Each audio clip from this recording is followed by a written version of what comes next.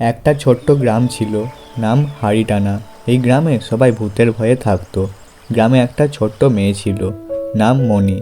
মণি ভূতের ভয় পেত না, সে ভূতদের সাথে খেলা করত। একদিন মণি বনে ঘুরতে গিয়েছিল। সে একটা ভূতের গুহা দেখতে পেল। মণি গুহার ভেতর ঢুকে গেল। গুহার ভেতর অনেক ভূত ছিল। ভূতরা মণির সাথে খেলতে লাগলো। মণি ভূতদের সাথে খুব মজা করছিল। হঠাৎ একটা ভয়ঙ্কর ভূত এসে মণির সামনে দাঁড়ালো। ভয়ঙ্কর ভূতটি বলল, তুমি কে? তুমি এখানে কি করছো? মণি ভয় পেয়ে গেল। সে বলল, আমি মণি, আমি ভূতদের সাথে খেলতে এসেছি। ভয়ঙ্কর ভূতটি বলল, তুমি ভূতদের সাথে খেলতে পারবে না, কারণ তুমি মানুষ। মণি বলল, আমি ভূতদের সাথে খেলতে চাই।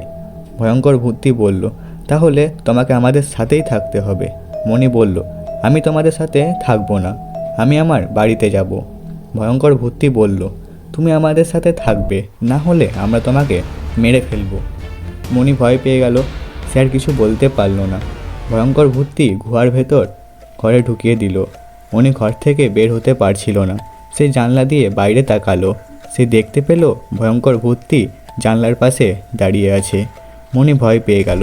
সে বুঝতে পারল সে বিপদে পড়েছে। সে কি করবে বুঝতে পারছিল না। কিছুক্ষণ পর হঠাৎ মণি একটা পরীকে দেখতে পেল। পরীটি বলল, চিন্তা করো না মণি, আমি তোমাকে সাহায্য করব। পরীটি মণির কাছে এসে বলল, তুমি আমার সাথে আসো, আমি তোমাকে বাড়িতে নিয়ে যাব। মণি পরীর সাথে গেল। পরীটি মণির বাড়িতে নিয়ে গেল। মণির বাবা মা মণিকে দেখে খুব খুশি হলেন।